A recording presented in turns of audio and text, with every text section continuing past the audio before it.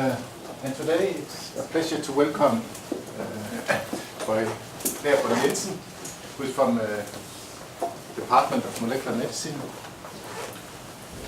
and you are heading the section of renal and cardiovascular research. It's a very big part of the Department of Molecular Medicine, and there's a lot of excellent research going on in renal and cardiovascular research. And you have been working in this field, and you are absolutely one of the main capacities in this field in Denmark. There's a long tradition in Denmark in physiology, in cardiovascular physiology and renal physiology, and you are one of the experts certainly. And today you have promised to give a talk that will teach us about hypertension and the role of the kidneys in hypertension. Hopefully you can tell us in a way so we all can understand it. Yeah, thank you very much. Yeah, thank you, sir, for these kind words. And yes, I'm Boye Jensen, and who am I? I'm an MD educated at the. First, I would like to thank you for the introduction, but also thank the DS for inviting me. Of course, it's a great opportunity to spread some common knowledge on what we do at the exotic place in Winslow Park, far away from campus, beyond teaching together with most of you, I guess. So who am I? I'm an MD from University of Copenhagen, and where I also did my PhD in a hormonal system regulating blood pressure, the renin-angiotensin system. I was a postdoc in Germany, southern part in Bavaria, in Regensburg for 3 years, and then I came to University of Southern Denmark in 1997-98, where I've been ever since, and I'm very happy about the good environment we have here. My pet organs of interest are there. It's a picture that the students made, and it's the kidneys, and we will talk a bit more about them. You're welcome to interrupt as we go along. If there are questions, things that are unclear, then please ask. I have tried to give a broad introduction to blood pressure and why too high blood pressure is detrimental. But on the other hand, that blood pressure is also absolutely necessary for life. And I brought the organ that generates the blood pressure up here. You can see afterwards a couple of hearts. And then we'll also talk about why too high pressure, which you can't feel, is dangerous for your health in the long run. So these are some of the topics that I plan to cover during the next some 40 minutes. The fact that blood is a fluid that circulates was due to this English gentleman, William Harvey, who up until his time and founded by anatomy, things began to change. But before that, the Greeks had the Galenos proposal that the liver produced blood that gushed out into the circulation, and of course heart somehow then pumped this fluid through the body, and then it vaporized, and the liver added the new blood. But Harvey, he recognized that the heart pumps much too much volume to be regenerated at that speed. But it was quite unclear how blood could come back and circulate, because the small vessels that connects the two sides of the heart, we shall see in a minute, namely the capillaries, were not known.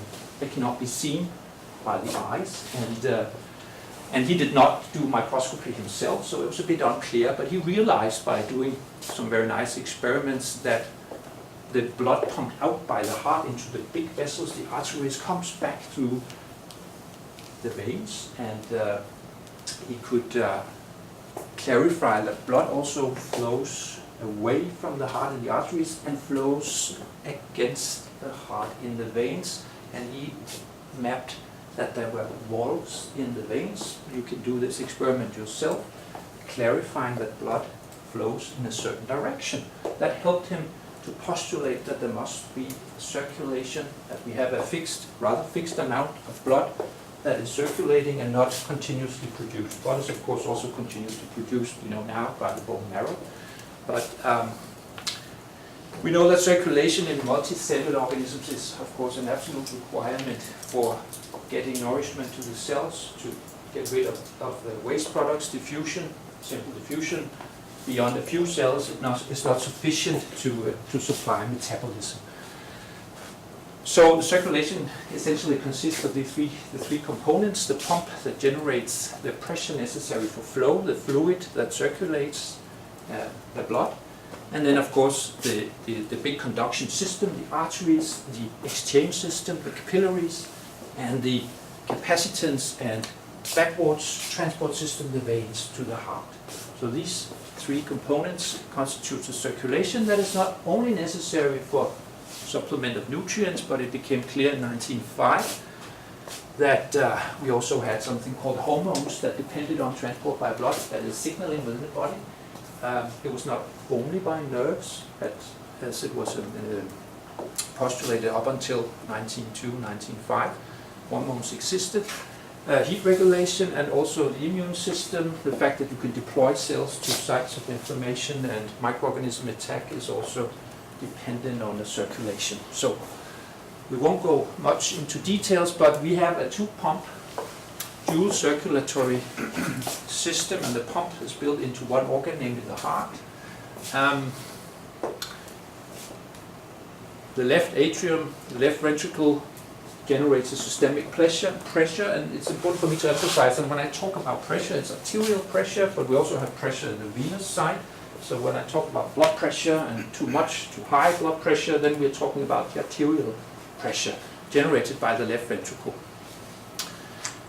These two pumps are connected in series, so it's absolutely essential that they pump exactly the same amount. If they don't do that, and that's a well-known clinical situation, if you have an infarct in the left ventricle so it cannot pump as efficiently, you'll get congestion of blood behind the left ventricle in the lungs, and you'll get acute lung edema, and fluid comes out of your mouth and you can't breathe, and you die unless something is done if the infarct is big enough. So the left pumps exactly the same amount as the right ventricle. They do it at two different pressures. High pressure, blood pressure, arterial pressure, daily talk blood pressure is what we can measure, what determines clinical fate. But in the venous system there's also, and in the lung system there's also a pressure that tells you something different. This is a typical arterial blood pressure profile. During systole, contraction of the left ventricle, there's the high part of the pressure, and then diastole, when the heart ventricles relax, it's the low part of the pressure. And then we talk about the mean pressure that integrates these two into a mean value. Pressure is essential to drive blood flow to the organs. Pressure is essential for life. And before we talk about measuring arterial blood pressure, it's important to emphasize that arterial blood pressure is not always a good measure for the amount of blood in your organism. This is blodbussen. You have seen it probably. Some of you are donors, huh? How many? No, that's, you shouldn't say if you don't want to. Some of you are. My point here is you can lose half a liter of blood. You will detect acutely a decrease in blood pressure, but within, perhaps not minutes, but an hour or so, you will still lack half a liter of blood, but your arterial pressure is normal. So pressure, arterial pressure measured in the arm or wherever you measure it is not always a good measure for the amount of blood in your system. If you want a measure of the amount of blood in your system, you should measure the central veins. And that's also what the clinicians do if they suspect some volume derangements. Before we talk about too high pressure and hypertension, it's also important to emphasize the point that pressure is necessary for life. It's also necessary for consciousness. And what happens if you have too low pressure? Well, let's see a few situations. The most dramatic one and dangerous one that kills you when you get old enough, eventually you get a pneumonia, you have some other 2 or 3 diseases, you get a pneumonia, and then you get bacteria in the blood, and you get endotoxemia, sepsis. Very dangerous, difficult to diagnose. Blood pressure drops, it's resistant to treatment, pump function decreases, resistant to treatment, you're in the intensive care unit, and then you die. Serious condition, sepsis.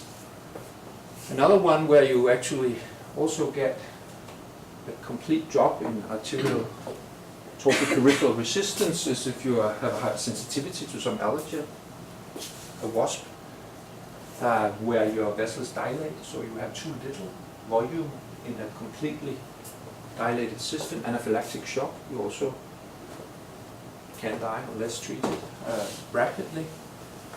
This is what happens if you don't use your muscle pump to get blood back to your heart. You lose efficient circulatory volume, the venous return declines, the stroke volume declines, you faint. If you get old enough, the ventricles get a little tired with age, you lose some myocytes and you lose pump function and you have congestive heart failure. Also, if it's serious enough, you have too low pressure.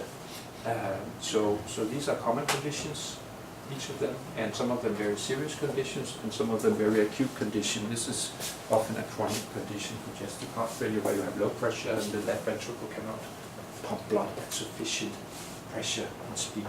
So just clarification, why did sepsis lead to a low blood pressure? Why does it lead to, when bacteria divide, and typically perhaps gram-negative bacteria from the intestines, you have bacterial wall products that turns completely dramatically on the immune system. So you have a cytokine storm, you call it, where multiple cytokines are released.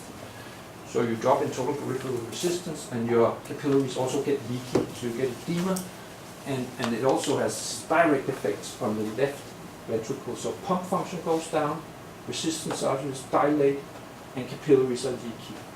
So patients can have tremendous edema, and you give all the heart supportive agents you can, and the left ventricle doesn't pump. So it's really, and it goes very, very fast. Some of our clinicians can confirm that.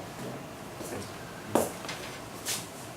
How can you measure pressure? Well, the first invasive measurements here in a horse was done a few years after William Harvey, where it was recognized that arterial pressure can produce quite a dramatic force that can drive a column of fluid quite high. So it's a bit unpractical to use centimeters of water or blood. So mercury is somewhat heavier, so you can keep it in a much smaller column. So millimeters of mercury were used for many years, and now it's a bit more fancy. But that was the first measurements. Invasive blood pressure is still used. Stefan, who was scheduled to give a talk here, and I think he is coming. He's still using it in his research, where a catheter is placed in the femoral artery, so you get invasive measurements. This is of course not used in daily clinical practice. What is used and what you can buy yourself is this indirect machinery for blood pressure measurements, whereby you use a cuff that occludes completely the arterial inflow to the arm, and then you slowly release pressure. You measure pressure in the cuff, and then when pressure declines just below the arterial pressure, blood will gush through, and this is associated with a sound, and that's the systolic blood pressure that is then recorded at this pressure level, where the first squirt of arterial blood goes through. Now, not to give you too many details, because this is a scientific branch in itself to measure blood pressure reliably, but next time you go to the pharmacy and you have your blood pressure measured, the main message that I want to convey is this blood pressure level is not reliable. Why is it not reliable? Well, it can be reliable, but blood pressure is a very dynamic thing. So you should be seated quietly. You should not have your legs crossed. You should not be exaggerated by any or excited by the fancy women at the desk up there or whatever. It's not reliable. You should not have the diagnosis hypertension based on a single office, as it's called, blood pressure measurement. Home blood pressure should be used at least, and now what is used more and more and is considered the most reliable and objective measure is the 24-hour blood pressure automatically. However, it's also associated with some flaws, because you wake up in the night when the cuff inflates and so forth, so it's also, but it's the best and most objective one. So Most guidelines in developed countries operate with at least home blood pressure and preferred ambulatory 24-hour measurements in order to get a safe diagnosis of hypertension. So don't go home and fear that you have serious hypertension based on one single measurement. Should be repeated measurements over time and preferably in very calm surroundings. Now, what is hypertension? Because obviously what I just said is hypotension is dangerous, and we need pressure, and we need high pressure to get perfusions through the tissues. So when does this high pressure become dangerous? Well, this limit is arbitrarily set and continuously discussed, and it's based on association with mortality and morbidity. And it changes over time. As I said, 20, 30 years ago, it was said that, well, systolic blood pressure should be your age plus 100. That would be normal. It's not considered normal anymore. So it's arbitrarily set based on the association with disease. And let's go a bit more into that. Now, this is the current limit. Your diabetes should be lower.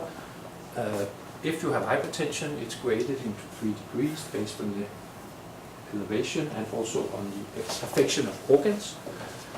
And also, if you have the diagnosis hypertension, then the treatment is based on your age and your other risk factors. So you don't necessarily just jump into pharmacological treatment. We'll go back to that. Unless you perhaps have other, and you have an age where that's also taken into consideration. Yeah. Why is it dangerous? This guy, you know, who's that? You know, Anthony, you can't say. I don't have his medical record, but it's available on the internet, of course. Any suggestions? You don't dare? FDR. Sorry? Franklin Delano Roosevelt. Yeah. It's President of the United States, Roosevelt, and this is his blood pressure. Blood pressure could be measured quite accurately in the 1930s and 40s, but there was no real treatment for hypertension. So his story is actually reflecting the natural cause of hypertension if left untreated. So he was diagnosed already in the early 30s, and then after the Japanese attack in 41, he got a steady increase. That's perhaps understandable. And then he had chest pain. That's of course because his left ventricle, the perfusion, he has angina probably at this stage. That is too little blood perfusion in the left ventricle. Blood pressure went down. I don't know what happened. He went to Yalta. I don't know why it declined. But after that, where he was also described as being weak, blood pressure increased dramatically, and then a small aneurysm in one of his brain vessels burst. And that's the typical consequence of untreated hypertension, and he died after having a level of 300, now called malignant hypertension. So that's what happens if untreated. I like this guy even more. This guy from modern time, who's also unfortunately dead. Who's this? I asked the students a couple of times, I don't know. You know.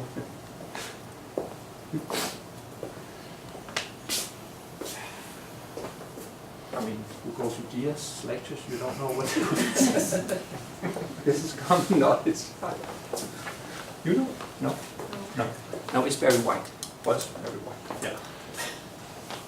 Why am I talking about him? Well, he was diagnosed with very high blood pressure in 95. What happened? Well, this is typical for hypertension. He cancelled a tour, and that was 5 years later. He still had high blood pressure. So either he wasn't treated or he didn't obtain the treatment goals. Very, very typical, unfortunately, because then his next contact 3 years later, he again had high blood pressure. He also had diabetes all along. What happened? Now, his kidneys were completely burned out. No kidney function, kidney failure. Still high blood pressure. Then he was in dialysis. He was awaiting a kidney transplant. And then he had a stroke, like Franklin Roosevelt, and then he died. This could potentially have been prevented if he had been treated in the best way, if blood pressure goals had been reached. diabetes is a major risk factor, and blood pressure, hypertension should be treated aggressively if diabetes is there. Hypertension is also a take-home message. Does not give you any symptoms before it's too late. And this is Jensen. They have formulated this very nice sentence that, you find out by coincidence, and that might be a stroke. And this is a beautiful woman. Just an example of that story, right? Vascular and heart disease is increasing as a cause of mortality, and it's as important as cancer.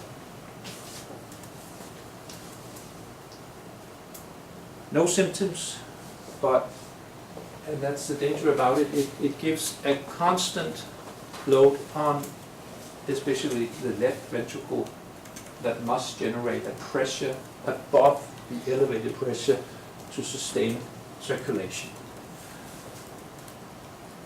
You have an increased incidence of stroke, myocardial infarction, ischemic heart disease, heart failure with time, kidney failure, as we saw with very wide atherosclerosis is accelerated, and you also have an increased incidence of aneurysms, dilatations of the big arteries, and also of the smaller arteries in the brain. All this is accentuated if you're male, if you're old, if you smoke, if you have increased blood lipids and diabetes. So these are the risk factors that should be taken into account when you're diagnosed with even mild hypertension. And for instance, you have diabetes on top, you need aggressive treatment for your blood pressure. Yeah, why is it dangerous? That's what I'm trying to tell you about. These curves are used, are quite famous. This shows you the risk for dying of stroke. This is stroke mortality in each decade of life. And this is blood pressure. So there's almost a completely linear relationship between blood pressure level and mortality of stroke, even when you're a young person. This is most pronounced. And of course, stroke mortality is higher when you're 80 compared to when you're only 50. But there's a linear relationship, which means that these kind of curves are those that help clinicians make guidelines as to how low should your blood pressure be treated down to. And apparently there's beneficial effects of reducing blood pressure down to 120 millimeters of mercury. And it's the same with mortality of ischemic heart disease. There's also this linear relationship. How common is hypertension? Here are some Danish figures. They're not completely new, but they are done by our colleagues, Jesper Hals and Eva Jacobsen. And as you see, hypertension is very, very prevalent with age, and almost 70% of above 80-year-olds have hypertension. Should they be treated aggressively? No. They are firstly diagnosed there, but they should be treated. That's very clear from clinical studies that there are benefits associated with being treated, even if you have isolated systolic hypertension that we all get because our big arteries get stiffer with age. There are benefits associated with treatment of hypertension in all ages. This kind of scheme helps clinicians to say who should we screen for, because it's been shown clearly that just screening the whole population doesn't really give a lot. But if you have diabetes and if you're above 50, it's a good idea to have your blood pressure measured from time to time. How prevalent is hypertension? Well, between almost 40% of the population are hypertensive in the southern part of the US. It's also the same states that are obese, and this is also linked to hypertension and obesity. China is also the same. In some provinces, between 30 and 40% of the population are clinically hypertensive. Smoking is increasing epidemically in China, and cardiac deaths are increasing like this in China. It's a major problem. Hypertension is a modifiable risk factor. It's not genetics. You can do something about it. And for every millimeter you decrease population blood pressure, you decrease mortality of stroke and ischemic heart disease. So whatever you do, lifestyle modifications, if you can get populations to lower salt intake, to stop smoking, to lose weight, then you decrease cardiovascular deaths. And that's what we have been seeing since the 60s up until the mid-1990s, a sharp decrease in stroke incidence and mortality, and also ischemic heart mortality, probably because of much better pharmacological treatment of hypertension. But this has stopped now. Hypertension is what we call the disease of 50% because at least half of those hypertensives in the population don't know they have hypertension. And as we saw with Barry White, those that know they have hypertension are not being treated, and those that are being treated are not being treated sufficiently. And this is not improving very rapidly. So there's a lot of things to do. And the major challenge is really at the public health level. It's not, although we like to do a lot of research in hypertension, it's out there in the population. Get people screened and get them treated in the best way and follow up on treatment. In this country we have somewhere between 12 and 14,000 strokes per year, and it's estimated that at least half could be prevented if we had better blood pressure control. Well, these grand old men in Danish hypertension research suggested that whenever you go to your general practitioner, you shouldn't go out of the door without having the blood pressure measured. It's one idea. That's how to combat this. We already have quite a large group, some 60,000 young citizens out there being screened quite intensively for their blood pressure every year. Who might that be? Any idea? Because we know. Sorry? Sportsmen? No. Army. Yeah, that's probably also right. Yeah, could be. Was not what I had in mind, but. Pregnant. Huh? Pregnant women. Yeah. Pregnant women. What? Why? Oh. Because there's a very feared complication of pregnancy, which is toxemia of pregnancy or preeclampsia. That is, well, causes are still intensively being looked for, but at least it's associated with hypertension, sometimes uncontrolled hypertension that then gives seizures and fetal death and so forth. So much of the maternal care is all about screening urine, but above all screening for elevated blood pressure to detect a slowly developing or sometimes rapidly developing toxemia of pregnancy. Well, when hypertension is so prevalent out there, what is then the cause? Of course, we must know at the researcher side, because it's such a huge societal problem, so we should know, but we don't know.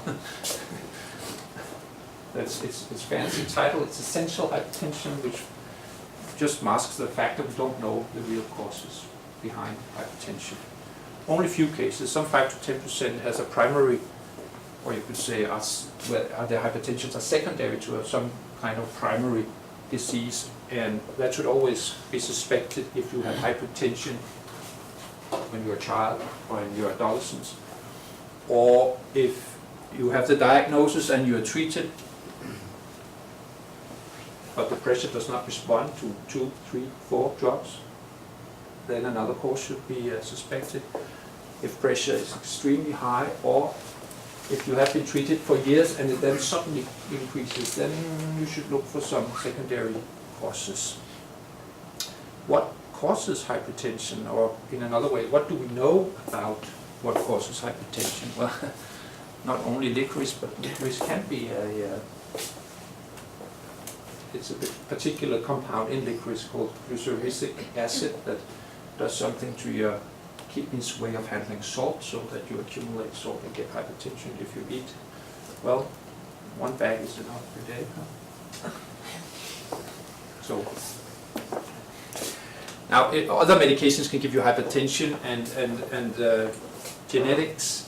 Obesity is the most rapidly increasing factor that is associated with hypertension. Smoking too much salt, too little potassium. When I write salt, it's sodium chloride, and alcohol. So you didn't necessarily, or most often you did not, as individual, do anything wrong to get hypertension.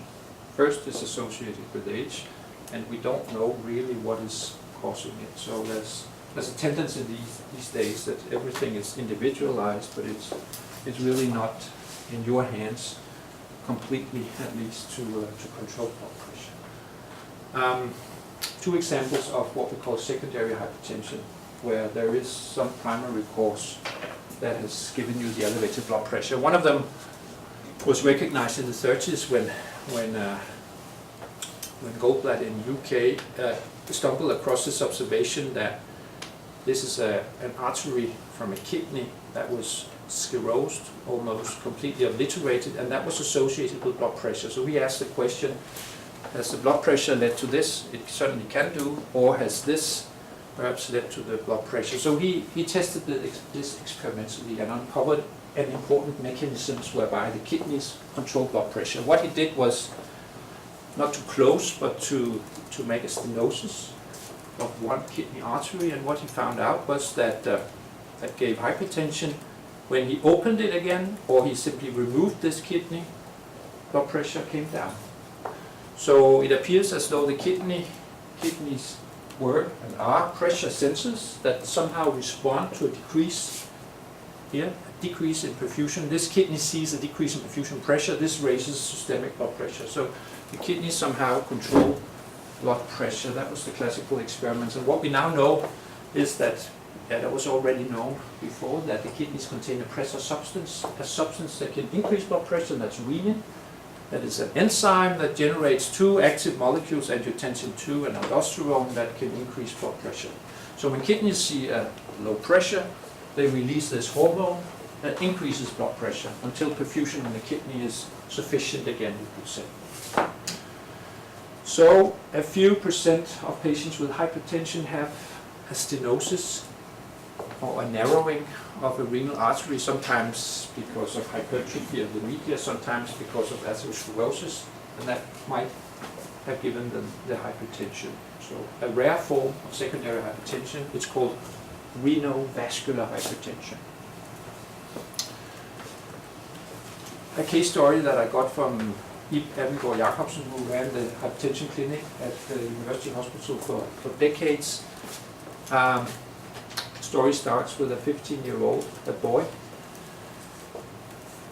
where the school physician detected a systolic murmur, a sound that should not be there.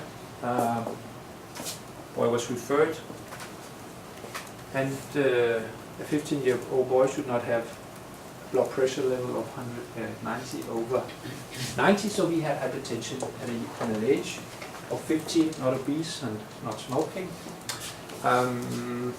His kidneys were normal based on this, the renography, which is a radioactive investigation of the kidneys. They looked fine.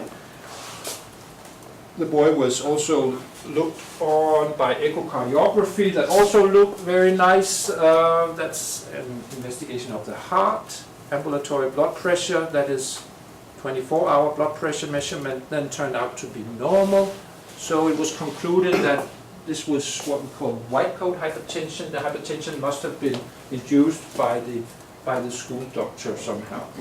So he was released. Then he came back here again, this time with some antihypertensive drugs, and this time with an electrocardiogram that showed his left ventricle had grown hypertrophied as a response to elevated pressure. So obviously he must have had this high pressure also for these 4 years. So he was not diagnosed completely. He was released again. His blood pressure was normal on this treatment at 22 years of age at a control. Then he came back at 24 at a control. Now this time he had severe hypertension. And this systolic sound that should not be there was again clearly heard. So what was wrong? Then Ib got this patient. Again, the cardiologist could see that his left ventricle had hypertrophied as a response to the elevated pressure. So Ib investigated in the way, probably as a generalist, the way he should have been examined all the time, and detected that he had no pulses in his femoral arteries. Not detectable at least. Of course he had perfusion in his legs, but no detectable pulses. When you come out of your mother's womb, your pediatrician the day after or 2 days after, they feel for detectable pulses here. Why do they do that? They do that because you can have an inborn deformity in your big artery, the aorta, the constriction. And that's what he had. Cardiologists, again, couldn't see this constriction. They saw a normal part of the aorta with ultrasound, but then he got an MR investigation. And now it appeared that he had this, here's the aorta, this is a heart. So he had a constriction on this big one, on this big vessel. This is a human heart. And this constriction, again, the kidneys respond to a lower perfusion pressure. So he has higher pressure in the upper extremities compared to the legs. So the kidneys release renin, and he probably also has a renin-angiotensin system-driven hypertension. This narrowing was released by this intervention procedure, and 3 years later he had normal pressure. He still needed a little treatment, but that was apparently the cause. So a rare, but still it's out there, secondary cause for hypertension. Another not so uncommon secondary cause for hypertension is often diagnosed when the hypertension does not respond to treatment, and it's then found that it's associated with too low plasma potassium and metabolic alkalosis and suppressed renin, and then aldosterone is the other hormone from the kidneys or from the adrenals, but release is initiated by the kidneys, and renin is then measured in an increased concentration, and often the case is the cause is a small, in this case a large one. This is the adrenal gland, an adenoma producing too much aldosterone. Then the adrenal can be removed, and often that will cure the hypertension, or at least bring pressure down. If it's been elevated for a long time, it's often not so easily decreased just by the procedure, and a little extra antihypertensives are still needed. So, two rare causes. Two examples of what we do in our research at my department. What we do is basic. I won't go into details. This is immunostaining of renin, this hormone. So we have for many years been interested in what these green cells produce, the hormone renin, what controls renin release from the kidneys by different methods. We can measure renin and renin release, and this is the kind of basic research that we have been performing. Sometimes some of our researchers use species with specific and special high blood pressures. In this case, the giraffe. The giraffe produces a tremendous pressure at heart level to get blood into the brain, and Peter B, together with colleagues from Aarhus University, had 2 or 3 expeditions where they studied how come that the giraffe doesn't get thick legs, and why doesn't it faint. So they studied circulation in the giraffe, and gained new knowledge about blood pressure regulation in giraffe. Giraffe has a pressure of 350 millimeters mercury. So the left ventricle generates a pressure of 350 millimeters mercury that is necessary to get perfusion all the way up to the brain, working against gravity.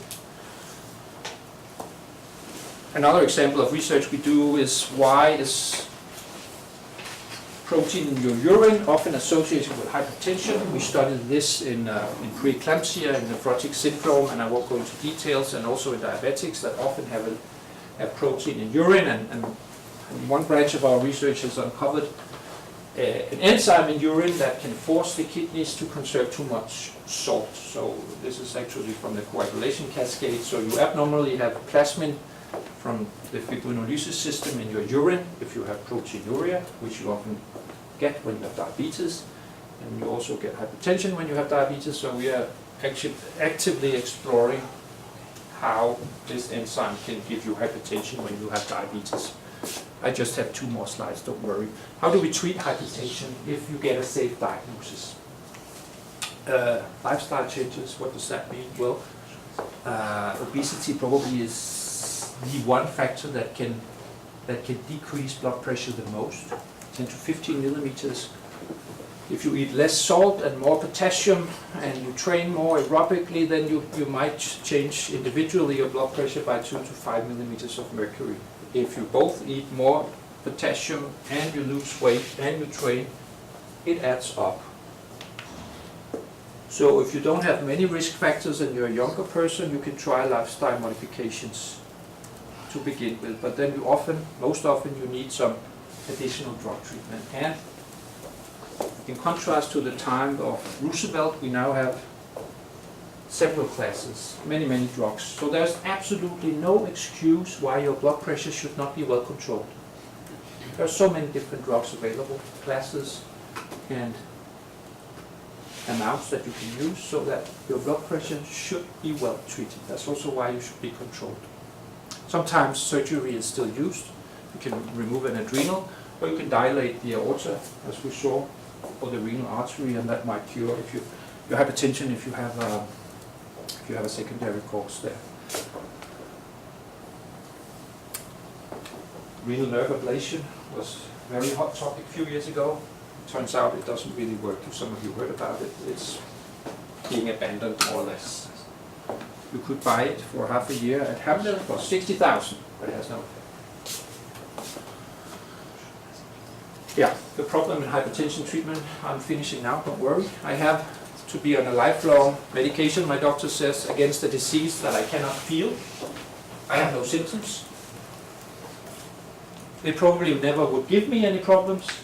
However, after I got the medication that perhaps controls my blood pressure, I get cough, nightmares, erectile dysfunction if I'm male, dizziness, and I have to go to my general practitioner all the time.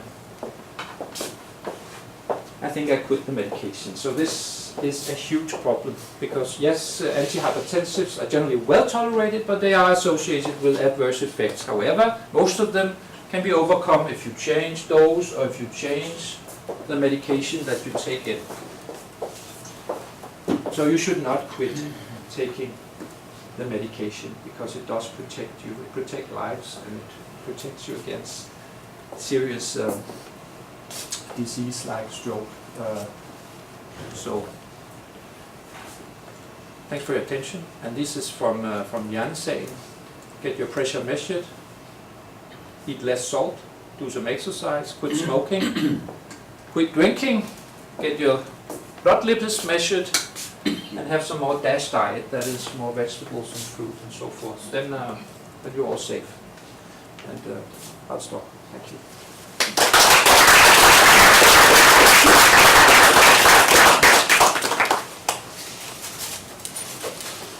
Questions?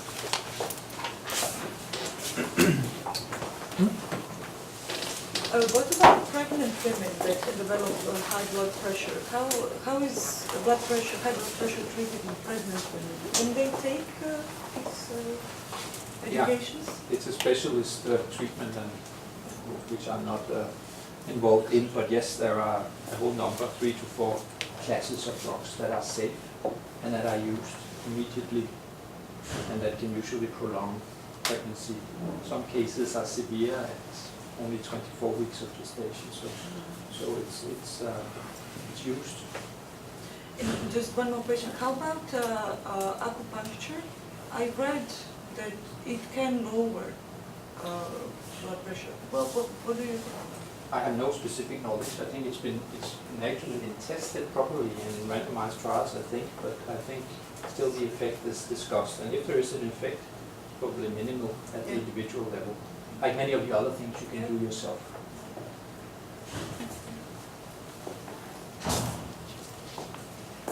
What is the mechanism behind the effect of alcohol? A good question. I'm not sure what the mechanism is. Is it a vasoconstrictive effect of alcohol, or is it another more complicated?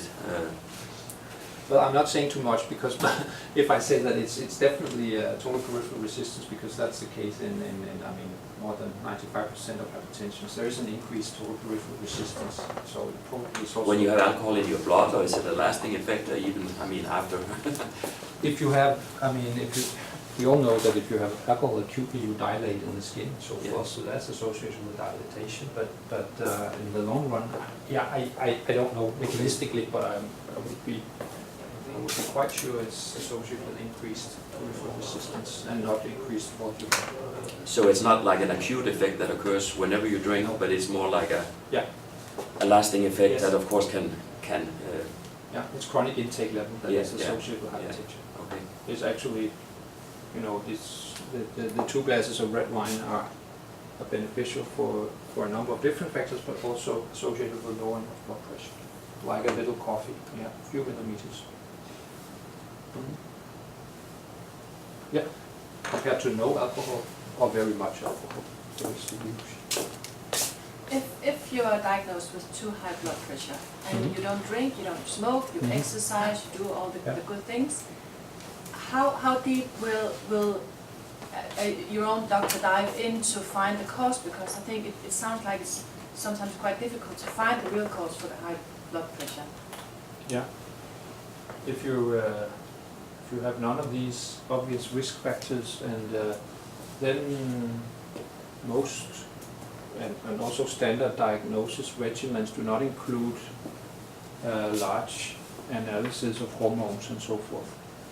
So I mean, if you're not, let's say, below 20 or middle-aged, and you have hypertension, then it's often determined empirically. If you then respond to thiazide or an ACE inhibitor, and you get well-controlled blood pressure, no more diagnoses. Of course, you get a screen for kidney function and liver function, and whether you have diabetes, that's part of it. Yeah. Sure. Yeah. But you don't get your renin or your aldosterone measured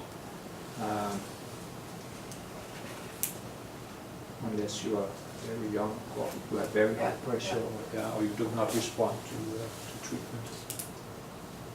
So the term individualized treatment is really not there, but many data suggest that we know that diabetics perhaps should have one type of antihypertensive compared to others. So this is I think much more will happen in that area in the future. Yeah. So a question about this personalized medicine. So is there already any biomarkers that we know that we can check after for response to treatment, or that where we could adjust depending on your own response the treatment? Well, the best and most used biomarker is the pressure itself, yeah. And there are a few other biomarkers like albumin in urine. It's a very strong biomarker. It's a risk factor, I would say. If you get your hypertension treated, it often regresses. But there are no individual biomarkers as such. It's much empirical. What do you respond to? Does it work? Does pressure go down? Yes. Okay, then you stick to the calcium blocker and the ACE inhibitor. So it's completely empirical in most cases. Completely empirical. And normally, if you respond, it should last, or you see that after some time you get kind of an habituation to the drug, and then you need to change, or? Yeah, it's a good question. I mean, often when people are well controlled and have received the treatment for 6 years, they think, why don't I just stop? And then pressure often goes up, 2 weeks after. So you need the drugs. Yeah, you need the drugs, but the question is, so if you take the drugs? Yes. The problem is very, it's very rarely that you get too low pressure. It is in the elderly if you have congestive heart failure or something like that. But the huge problem at population level is that you're not sufficiently treated. That's the biggest problem, actually. Yeah. And is there any reason or any substantial side effect why not to treat? Well, compliance is one major problem. And at the individual level. And then lack of follow-up. You should have, if you have hypertension and you're on medication and it's controlled, you should have it measured, controlled at regular intervals by a home blood pressure measurement if you're able to do that safely yourself, or by contact with a doctor. So you should always follow up and keep on following up. Because it can develop. Yeah. There's a quite clear effect of exercise. When people Yeah, I mean, Don't exercise, start exercising. Mm. There's a drop in blood pressure. Yeah. What is the mechanism? yeah, Stefan is a real expert, but I think 2 to 5 milliliters of mercury is the lasting effect of exercise in big trials. There might be individual differences, but as before, it is always because the total peripheral resistance goes down. Yeah. You improve your endothelial function, your NO generation. Weight loss is the one factor of the lifestyles that can bring most, 10 to 15 milliliters. Or goes along with Yeah, exercise, sure. Yeah. Yeah, well, that would be, yeah, sure. Yes. How much is the effect of chronic stress on hypertension? Well, I think it was a huge factor in the 70s, but I can't say how much it contributes to the Is it genesis. one of the causes at all? I hear many times from people that Yeah. it gives hypertension, but we're not sure it's Sure, if you have sympathetic activation, it's definitely associated also with increased pressure, but how much of chronic hypertension in the population that is directly related to stress is difficult to say, also difficult to measure. Have you had this? Yeah, you're hungry, huh? Can I ask just Yes, maybe a clarification of when you showed the example with the secondary cause of hypertension through the kidney, the blood supply to the kidney, and of course if you have a reduced blood flow to the kidney, of course, as you said, renin will be released from that kidney, and that will further increase your blood pressure. But just the fact that you constrict or you narrow or you remove the blood supply would also directly affect, I guess, the blood pressure. I mean, if you remove a kidney or close the blood vessel mechanically, that would immediately increase the blood pressure without any renin involved, wouldn't it? Good point. That's done nearly on a weekly basis at the hospital. Yeah. You know why? Yeah, when you surgically remove Yes. a sick kidney. of course, Family but- donors. No, you don't remove kidneys so much anymore. But Okay. family donors. Yeah, How many do we donors. have, Gitte? You know that every year in Woods, 40, 30 family donors, kidney donors. Yeah, around that. Yeah. Transplant. A healthy young woman like Gitte has one kidney removed. Yeah. What happens to blood pressure? Nothing. So that's Nothing. nothing. Nothing. And chronically, 2 millimeters. The other kidney, within 2 days, increases function by 70, 80. Yeah. So that the total kidney function is of course half Yeah. 1 hour after. Yeah. But 2 days after, it's between 70 and 80% of two kidney function. Yeah. So the other kidney compensates, excretes sodium and water, takes over. That's why it's done, and blood pressure Yeah, does not yeah. increase. Those that have a tendency to hypertension before, they can have hypertension, but most, there are now 20 to 30 years follow-up on large cohorts of people that were healthy and have removed one kidney. No hypertension. So is that due to a compensation Yes. from our central nervous system, or is it because just from a mechanical point of view? I'll tell you in a couple of minutes because that's an ongoing project. Okay. Nobody really knows how does kidney number 2 know how to increase. What's the signal? It's not nerves. It's not RAS. No. Probably a Huh. hormonal factor. That's what we're looking into actually. Okay. More questions? Just Thank a you very short one. Yes, sure. Okay. How can we measure the vasculature rigidity? Oh yeah, that's there has been developed an non-invasive, simple measure for. Maria knows a lot about that. To measure vascular stiffness by ultra waves, sound, and the repercussion. You can get an impression, an indirect measure of vascular stiffness. So it's being used, mostly in research, not in daily clinic, but it's being used. also to validate treatment, because you go down in vascular stiffness with some treatments. Yeah. So it's a common method. Yeah. Yeah. Thank you very much, Boye, for a great talk, and I think we learned a lot about hypertension, and we'll certainly measure our own blood pressure soon. I think it's very common that we do that too. So thank you very much. Upstairs there will be a bit snack.